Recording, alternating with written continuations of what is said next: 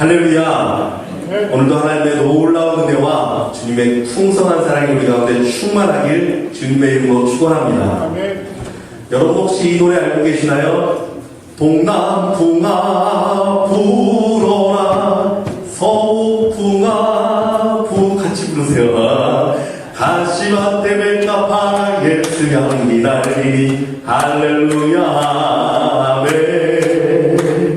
가시밭에 백합화 예수 향기 날리니 할렐루야 아멘. 여러분 가시밭의 백합화는 특별합니다. 온실 속에 있는 백합화랑 차원이 틀립니다. 가시밭의 백합화가 특별히 더 아름다운 이유는 고난과 시련 가운데 핀 꽃이기 때문에 그렇습니다. 가시밭의 백합화가 향기가 더 진하고 깊은 이유는 바람이 거세게 불 때마다 그 꽃잎이 흔들려 가시에 찔리고 또 찢기어서 그 꽃잎에 흐르게 되는 진액의 향이 더 깊게 진동하기 때문에 그렇습니다. 여러분 오늘 우리가 아까 읽은 본문의 말씀은 바로 가시밭의 백합화 같은 말씀입니다. 예레미야 애가라고 하는 슬픔과 절망의 노래 이야기 가운데 소망을 노래하고 희망을 꿈꾸게 하는 그러한 말씀이기 때문에 그렇습니다. 그래서 예레미야는 이 말씀을 예레미야 애가의 가장 중심에 심어놓았습니다. 지난주에 잠시 말씀드렸듯이 예레미야 애가의 구조는 매우 특별한 구조라고 제가 말씀드렸죠. 그래서 1장과 2장과 4장과 5장은 어떤 식으로 했다고 했죠? 히브리 알파벳의 순서에 맞춰서 22절로 되어 있는데 그것도 알파벳의 순서에 맞춰 맨 앞머리를 앞자를 따서 첫 번째 알파벳, 두 번째 알파벳 숫자를 쭉 따서 22절씩 기록되었다고 말씀을 드렸습니다. 그런데 가운데 있는 3장은 66절로 기록해서 3배가 되죠. 3절씩 묶어서 알파벳 순서대로 기록한 것이 예레미야 애가의 특별한 형식입니다. 여러분 근데 좀 이상하지 않습니까? 왜 예레미야는 하필 3장만 66절로 기록하고 있을까요?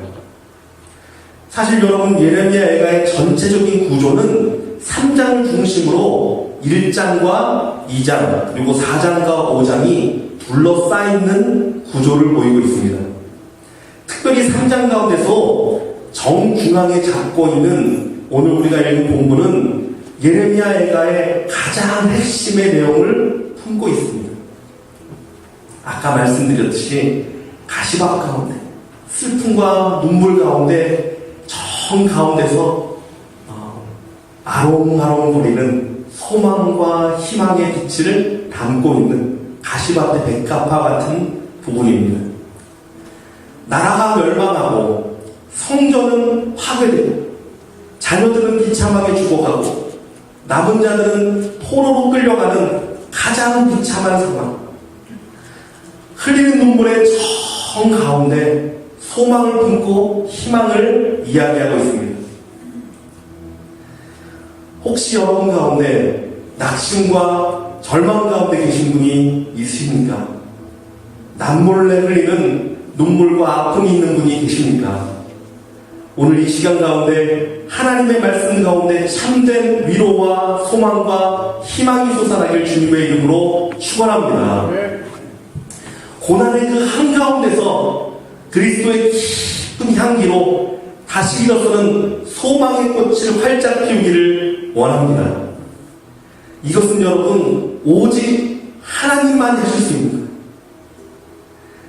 이사야서 43장 19절은 이렇게 말하고 있습니다. 보라, 내가 새 일을 행하리니 이제 나타낼 것이라. 너희가 그것을 알지 못하겠느냐? 반드시 내가 광야의 길, 사막의 강을 내리리. 여러분, 광야의 길을 내시는 분, 사막의 강을 내시는 분, 새 일을 행하시는 분, 여러분 그분께서 반드시 여러분의 메마른 심령에 광야 같고 사막 같은 환경에 길을 내고 강을 내실 것입니다. 시편 84편 6절은 이렇게 말하고 있습니다. 그들이 눈물 골짜기로 지나갈 때 그곳에 많은 샘이 있을 것이며 이른비가 복을 채워주나이다. 눈물 골짜기를 지난 은혜의 샘을 만나고 이른비의 축복을 누리게 될 것입니다. 그렇다면 오늘 다시 본문으로 돌아가서 절망의 눈물 가운데 소망의 꽃을 피우는 세 가지의 원리를 오늘 본문 가운데 찾아보기 원합니다. 첫 번째, 하나님을 아는 지식이 우리를 소망으로 인도합니다. 오늘 본문 예레미야가 3장 19절에서 22절은 다음과 같이 기록되어 있습니다. 내 고초와 재난, 곧 쑥과 담즙을 기억하소서. 내 마음이 그것을 기억하고 내가 낙심이 되오나 이것을 내가 내 마음에 담아두었더니 그것이 오히려 나의 소망이 되었사오는 여호와의 인자와 긍휼이 무궁하심으로 우리가 진멸되지 아니함이니이다. 여러분, 절망과 낙심 가운데 예레미야를 붙든 것은 다른 것이 아니라 바로 하나님에 대한 지식이었습니다. 그래, 하나님은 인자하시는 분이시지. 그래, 하나님은 그 긍휼이 한이 없으신 분이시지. 하나님, 내 고초를 좀 보시오. 내 재앙과 내 아픔을 보세요. 내가 거의 진멸되게 되었습니다. 일어날 소망이 없고 힘이 없고 능력이 없습니다. 그러나 하나님, 주님은 인자와 긍휼이 한이 없으신 분이 아니십니까? 나는 그 긍휼을 의지합니다. 나는 그 인자심을 바라봅니다. 그러므로 우리가 진멸되지 않을 것입니다. 여러분, 낙심과 절망의 터널에 이르면 길을 찾기가 힘듭니다. 도무지 캄캄해서 어디로 가야 할지 모릅니다.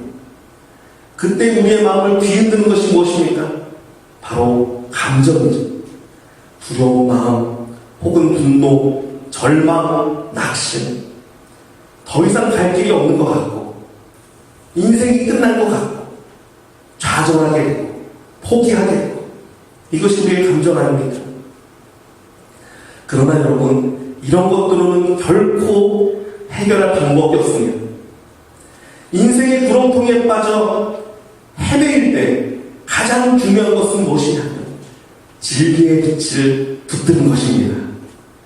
내 마음을 뒤흔드는 감정이 아니라 언제나 요동치 않는 진리를 붙들어야만 합니다. 예레미야가 알고 있는 진리는 이것이었습니다. 하나님은 인자와 긍휼이 한이 없으신 분. 어떠한 상황에 있어도 내가 어느 가운데 있다 할지라도 그 인자와 긍휼을 놓지 않고 나를 붙드십니다. 여러분, 이 작은 진리 하나가 그의 영혼을 소망의 빛이 없는 절망 가운데서 다시금 주의 빛으로 충만하게 만들었습니다. 할렐루야. 본문 30절, 31절, 32절은 다음과 같이 기록하고 있습니다. 자기를 치는 자에게 뺨을 돌려대어 치욕으로 배불릴지어다. 이는 주께서 영원하도록 버리지 아니하실 것이며 그가 비록 근심하게 하시나 그의 풍부한 인자하심에 따라 긍휼히 여기실 것입니다. 여러분, 왜 자기를 치는 자에게 뺨을 돌려대라고 말합니까? 치욕으로 배불리게 할지어다 라고 말합니까? 이유는 단 하나예요. 인자하신 하나님이 나를 바라봐주시고 긍휼을 베풀기만을 소망합니다. 하나님, 내가 이렇게 어려움을 당하지 않습니까? 하나님, 내가 다른 것 하지 않고 반항하지 않고 하나님만 바라보지 않습니까? 하나님 언제나 그 인자하심을 나에게 베푸실 것입니까? 하나님 언제나 그 긍휼로 나를 채워주실 것입니까? 하나님만 바라봅니다. 여러분, 다윗이라는 인물이 있었습니다. 다윗의 인생에 가장 비참하고 어려운 데는 최고의 낙심의 순간은 아마 그의 아들 압살롬을 피해서 도망하는 순간이었습니다. 마음이 어떻겠습니까? 다른 원수도 아니고 자기 아들을 피해서 살기 위해 도망쳐야 하는 다윗의 마음. 압살롬에게 쫓겨서 궁궐에서 도망 나올 때 그는 시므이라는 악한 사람을 만나게 됩니다. 시므이는 피난하는 왕을 향해 저주하고 돌을 던졌습니다. 그때 장군이었던 아비새가 왕이 허락하시면 내가 그의 목을 베어오겠나이다 라고 말한 적이 있습니다. 그때 다윗은 그를 막으며 그렇게 하지 말라고 말하며 놀라운 말을 한마디 던집니다. 사무엘하 12장 12절 말씀입니다.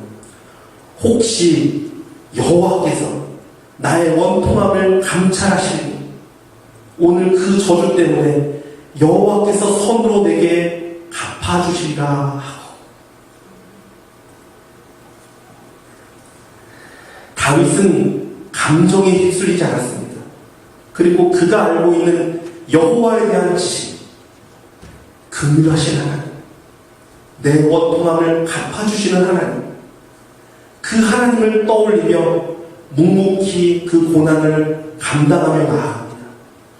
여러분, 이것이 다윗의 위대함입니다. 하나님을 바라보는 것이죠. 호세아서 4장 6절은 다음과 같이 말하고 있습니다. 내 백성이 지식이 없어 망하는도다. 사랑하는 성도 여러분, 여호와에 대한 지식이 나에게 온전히 있다면 그 지식을 붙들고 하나님을 붙들고 어떤 상황에서도 일어날 수 있습니다. 하나님의 그 지혜가 나를 건져내고 나를 붙들어주고 나를 새롭게 합니다. 머리로 하는 것이 아니라 내 삶 가운데 완전한 빛으로 충만하게 하는 그 지식이 우리를 절망에서 이끌어 올리는 것입니다. 여러분은 신앙생활하면서 감정이 중심이 되면 안 돼요.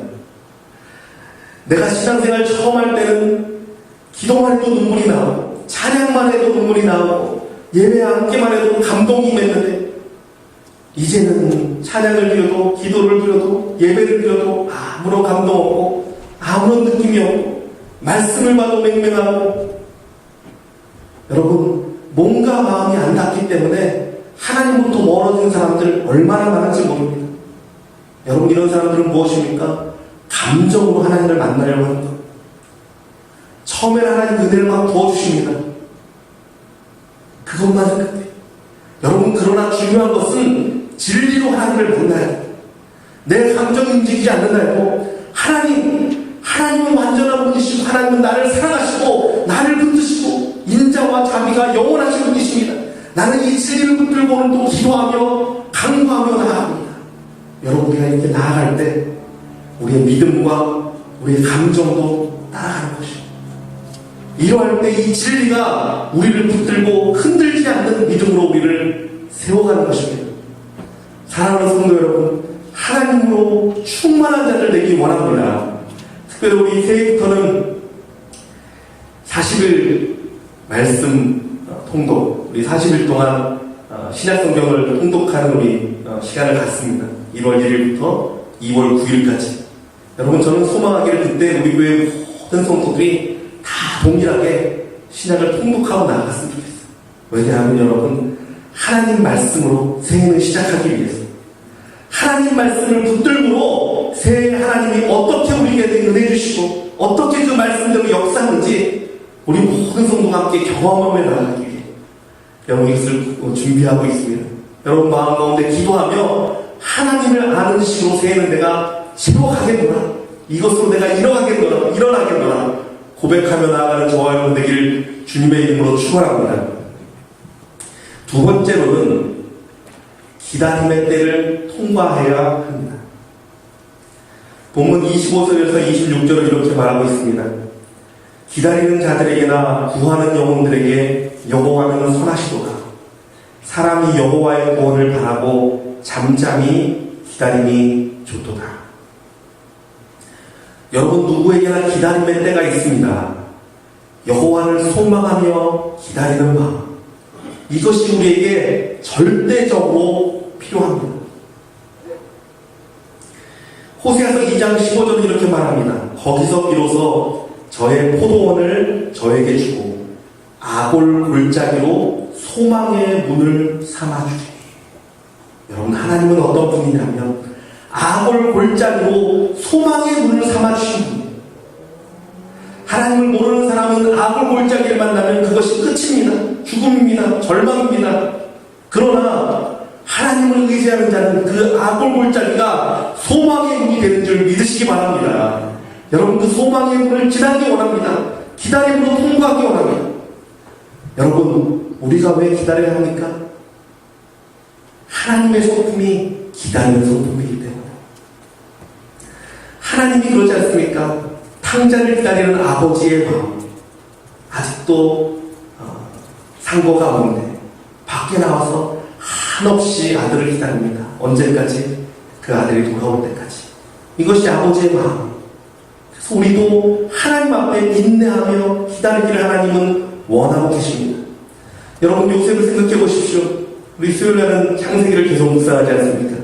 요셉을 보면 꿈을 갖고 소망을 갖고 나가는데 어찌나 그의 인생에 어려움이 많이 임하는지, 얼마나 괴로움을 많이 당하는지.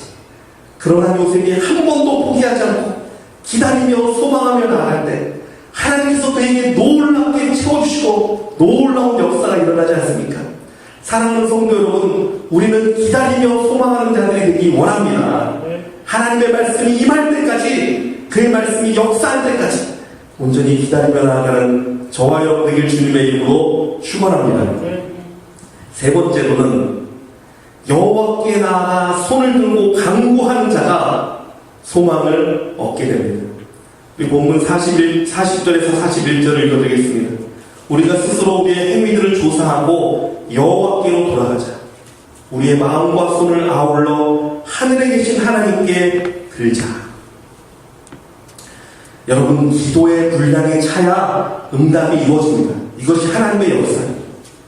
하나님은 약속을 하신 것도 기도의 분량이 찰 때까지 기다렸다가 주시는 분이세요.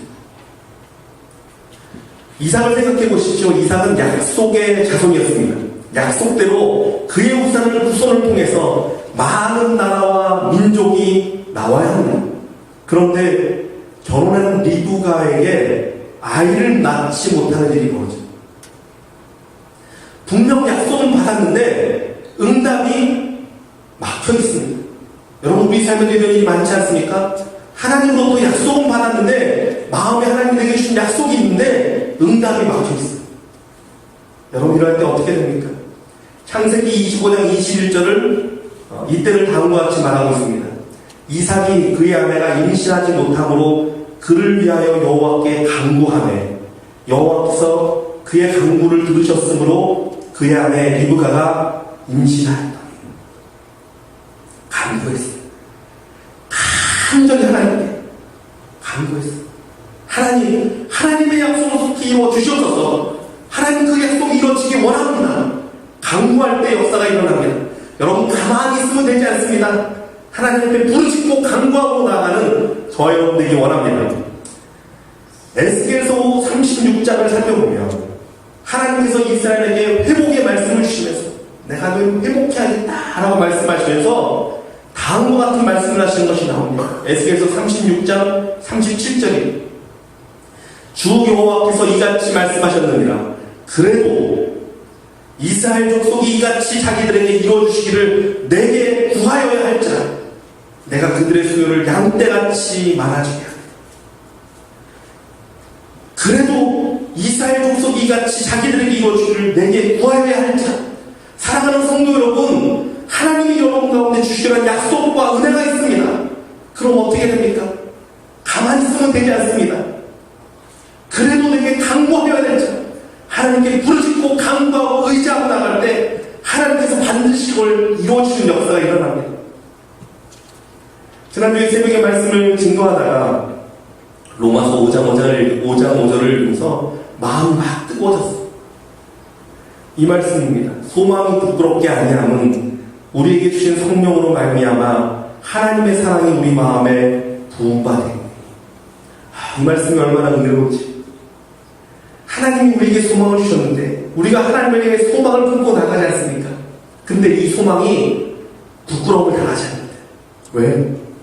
하나님의 사랑이 우리 가운데 부어주셨어요. 하나님이 우리를 사랑하심으로 우리가 주님 앞에 품는 소망이 부끄러움을 당하지 않는다고 성경은 기록하고 있습니다. 사랑하는 성도, 제가 기도하면서 하나님, 우리 성도들이 하나님께 소망하며 기도하는 거 있습니다. 하나님 사랑하시지 않습니까? 이들의 소망이 하나님 앞에 이루어지게 하여 주시옵소서. 하나님, 우리 교회가 소망하며 꿈꾸며 나아가는 거 있습니다. 하나님, 우리 교회 사랑하시지 않습니까? 하나님, 이 소망이 이루어지기 원합니다. 부끄러움 당하지 않게 하나님의 사랑이 부어짐으로 하나님 역사가 이루어지게 하여 주시옵소서. 아멘. 여러분, 기도하며 나아가십시오. 여러분의 소망 놓지 마시고 간구하며 기도하며 소망하며 나아가시기 바랍니다. 아멘. 반드시 하나님께서 이루어주시고 응답하시고 역사하실 것입니다. 오늘부터 이번 주부터는 우리가 성경 한 구절씩 한 주에 우리가 암송하고 그리고 한 주를 묵상했으면 좋겠습니다. 해서 주보의 광고의 맨 마지막에 보면 2주의 암송 말씀이라고 되어 있습니다. 우리 한번 같이 읽어볼까요? 예레미야가 3장 25절 같습니다. 우리 다 같이 한번 읽어보겠습니다. 시작. 기다리는 자들에게나 구하는 영혼들에게 여호와는 선하시도다. 여러분, 한 주 동안 이 말씀 꼭 붙드십시오. 그리고 기도하며 나아가십시오. 하나님, 기다리는 자에게나 구하는 영혼들에게 여호와는 선하시도다 말씀하셨습니다. 하나님, 내가 주를 구하고 주를 기다리며 나아갑니다. 하나님의 선한 임함으로 역사하시옵소서 고백하시기 바랍니다. 우리 같이 찬양하기 원합니다. 그의 생각이라는 찬양입니다. 이 찬양 가사를 보면 하나님은 너를 만드신 분, 너를 가장 많이 알고 계시며 하나님은 너를 만드신 분, 너를 가장 깊이 이해하신단다. 여러분, 이 찬양하면서 하나님의 마음을 좀 알기 원합니다. 하나님, 나를 가장 많이 아시고 가장 많이 이해하시고 나를 가장 많이 사랑하시는 분, 그분 앞에 내가 소망을 두고 하나님 모든 상황 가운데 주를 기다리며 간구하며 나아가게 하여 주시옵소서.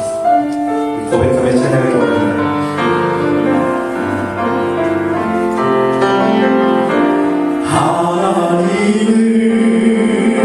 하나님은 너를 만드신 분, 너를 가장 많이 알고 계시며 하나님은 너를 만드신 분, 너를 가장 깊이 이해하시나다. 하나님 너를 지키시는 분, 너를 지키시는 너를 절대 포기하지 않으셔. 절대 포기하지 않으며 하나님은 너를 지키시는 분,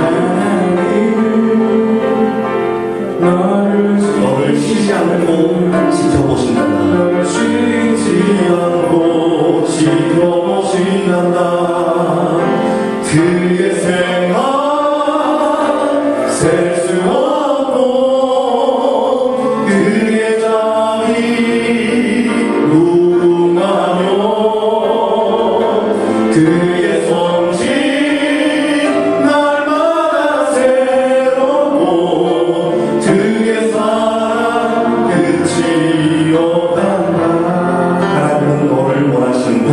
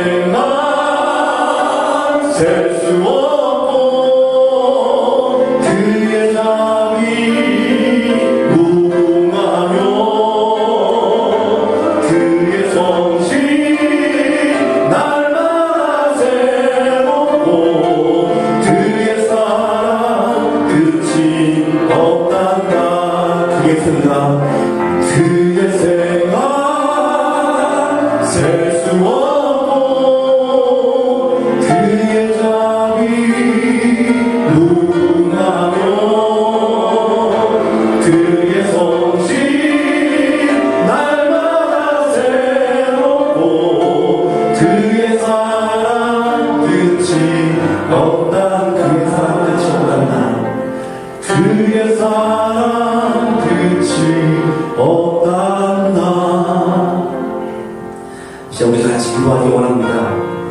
하나님, 내가 이제 내 감정이 아니라 하나님의 그 인자하심과 하나님의 자비하심과 긍휼하심을 붙들고 나도 그것을 의지하여 기도하며 소망하며 인내하며 나아가겠습니다. 하나님, 내 소망이 부끄러움 당하지 않을 것입니다. 하나님 앞에 기도드리는 내 간구가 부끄러움 당하지 않을 것입니다. 하나님의 사랑이 부어짐으로 하나님이 일어날 것입니다. 하나님 붙들어 달라고 우리 간절히 하나님 앞에 기도하며 나아가겠습니다. 참 좋은 아버지 하나님,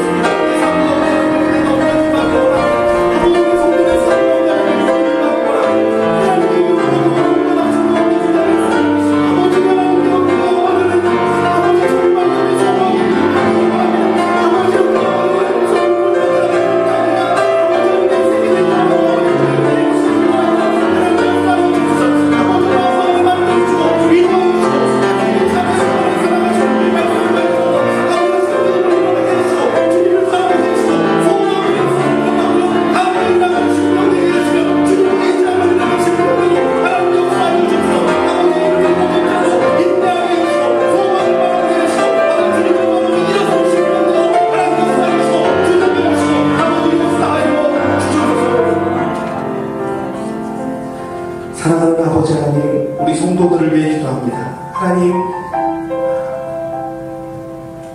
세상의 삶이 만만하지 않습니다.